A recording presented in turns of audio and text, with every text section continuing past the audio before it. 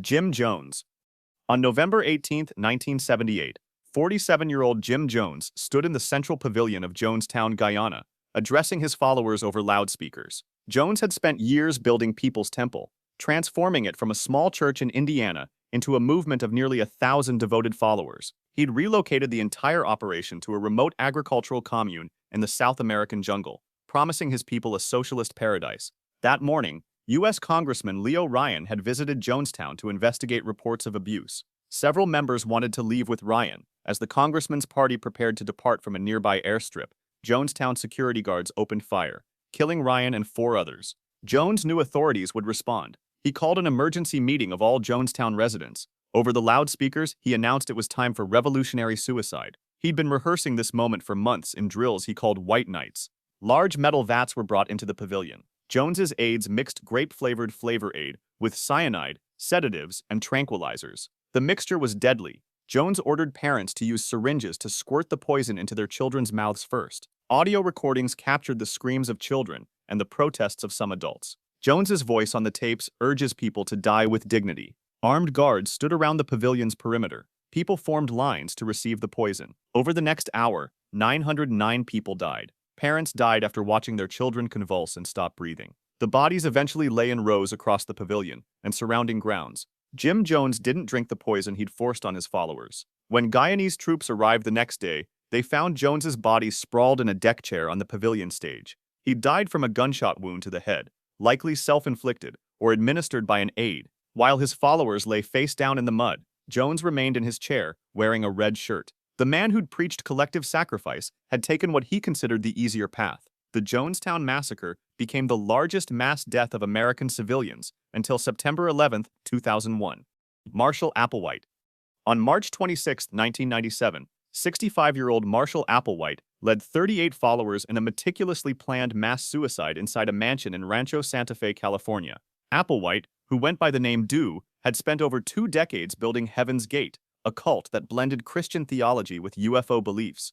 Applewhite taught that Earth was about to be recycled and that a spacecraft following the Hale-Bopp comet would rescue believers. To board the craft, followers needed to exit their containers, meaning their human bodies. For years, Applewhite had prepared his followers for this moment. The Heaven's Gate members rented an expensive mansion in one of California's wealthiest communities. Over 3 days, they carried out their plan in shifts. Small groups would ingest a mixture of phenobarbital dissolved in applesauce, washed down with vodka. After consuming the fatal mixture, each person lay down on a bed or bunk, and another member placed a plastic bag over their head and tied it. This ensured death from suffocation if the drugs failed. The process was orderly and methodical.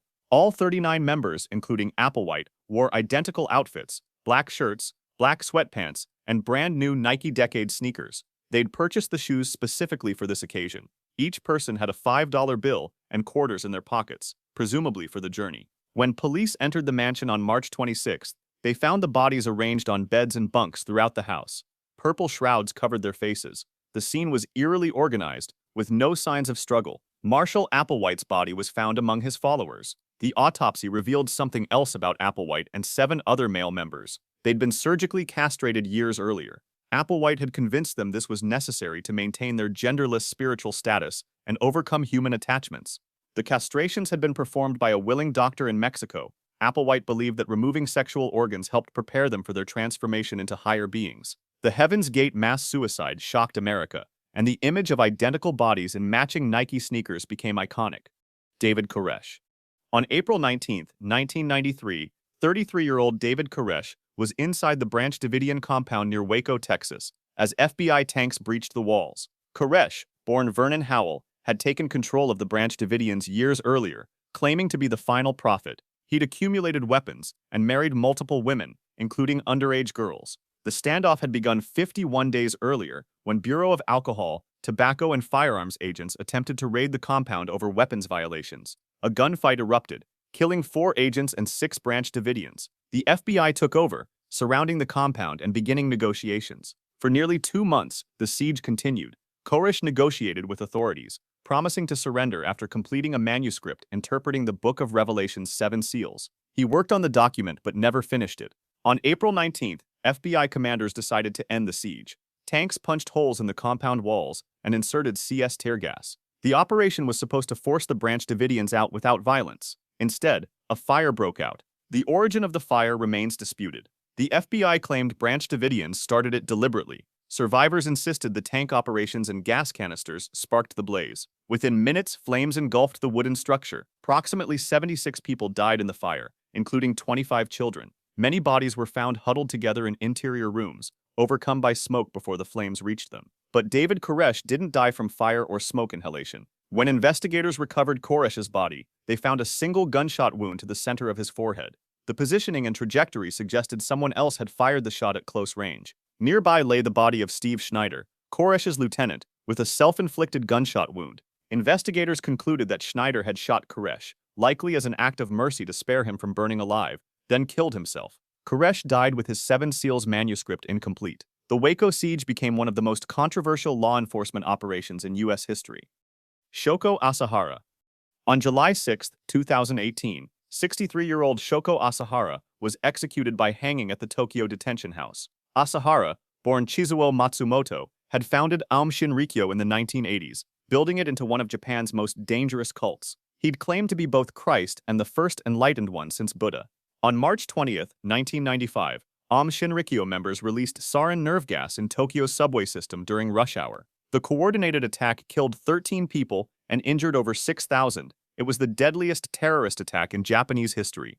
Asahara had ordered the attack, believing it would trigger an apocalyptic war that would allow him to rule Japan. Police raided Aum facilities and arrested Asahara after finding him hiding in a secret room at the cult's compound. His trial lasted 8 years. Asahara was convicted of masterminding the subway attack and 12 other crimes, including multiple murders. He was sentenced to death in 2004, but appeals delayed the execution for 14 years. During his years awaiting execution, Asahara's mental state deteriorated dramatically. The man who'd claimed godhood stopped communicating with anyone, including his lawyers. Prison officials reported he'd lost control of his bodily functions and wore diapers. On the morning of July 6, 2018, authorities executed Asahara alongside 6 of his disciples. The executions happened simultaneously at different facilities. Japanese law maintains extreme secrecy around executions, and the public wasn't informed until after the hangings had been carried out.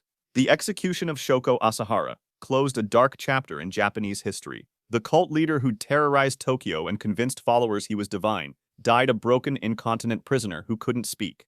Charles Manson. On November 19, 2017, 83-year-old Charles Manson died at a hospital in Bakersfield, California. Manson had spent nearly 48 years in prison, serving 9 life sentences for orchestrating the 1969 murders of actress Sharon Tate and 6 others. His Manson family cult had committed the killings to trigger what Manson called Helter Skelter, a race war he believed was prophesied in Beatles songs. Manson had been imprisoned at California's Corcoran State Prison. In his final years, his health declined significantly. He developed colon cancer and various complications from decades of incarceration.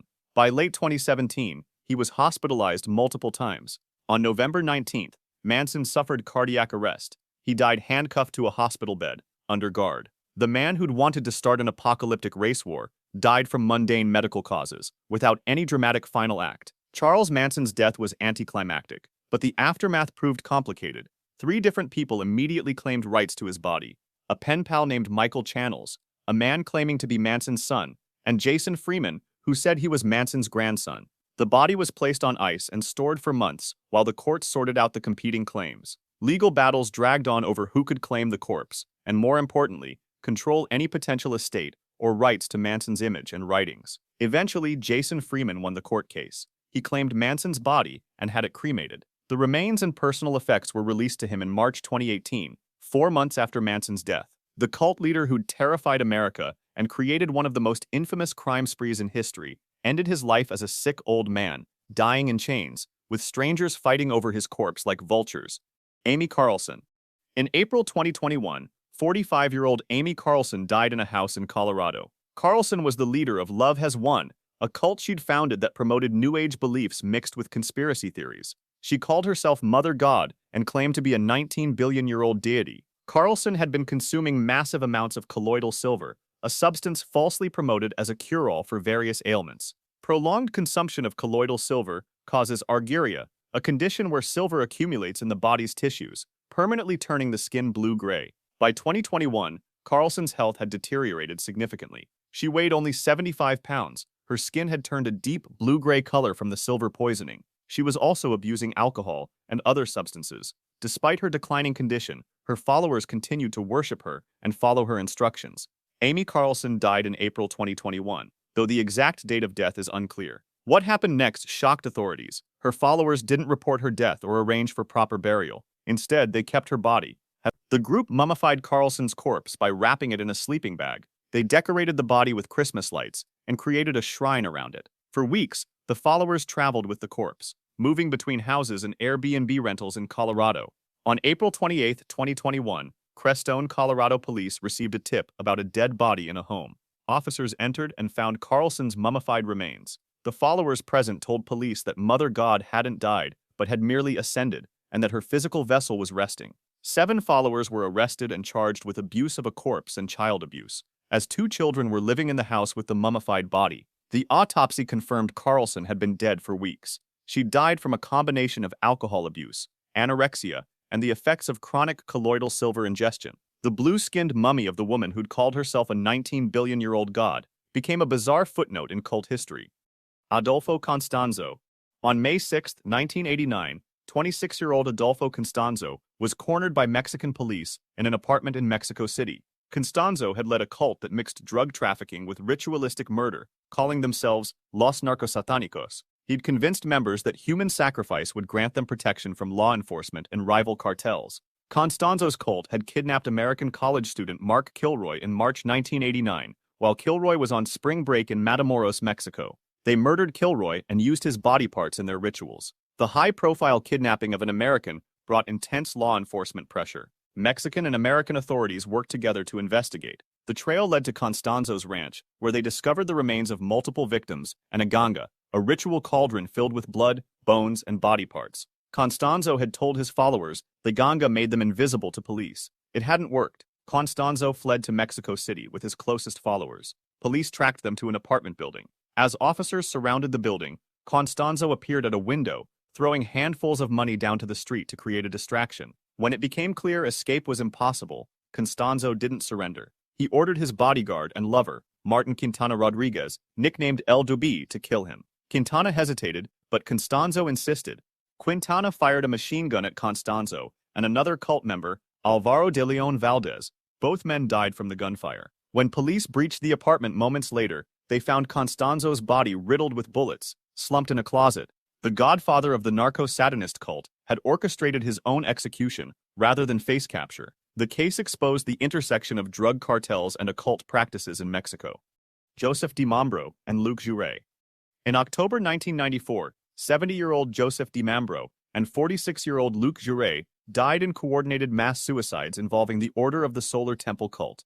The events unfolded across multiple locations in Switzerland and Canada, ultimately killing 53 people. Di Mambro and Jouret had founded the Order of the Solar Temple in the 1980s, blending New Age philosophy, conspiracy theories, and Neo-Templar beliefs. They convinced wealthy followers that death would allow their souls to transit to the star Sirius, where they would live as enlightened beings. Days before the main events, Di Mambro had his own infant son murdered. Di Mambro believed the child was the Antichrist. Cult members stabbed the baby to death with a wooden stake. The child's parents were also killed. On October 4th and 5th, 1994, the coordinated deaths began. In Switzerland, cult members gathered in chalets in Chattery and Salvan. The leaders had set up elaborate systems using mirrors and lasers, telling followers these would facilitate their transit to Sirius. Di Mambro and Jouret had also installed timer devices and incendiary materials. Some members took poison or were shot. Others may have been murdered. Then the timer devices ignited fires that consumed the chalets. Firefighters responding to the blazes discovered the charred remains of 48 people in Switzerland. In Canada, 5 more bodies were found in a burned chalet, including a Swiss diplomat and his family, who'd been murdered by cult members.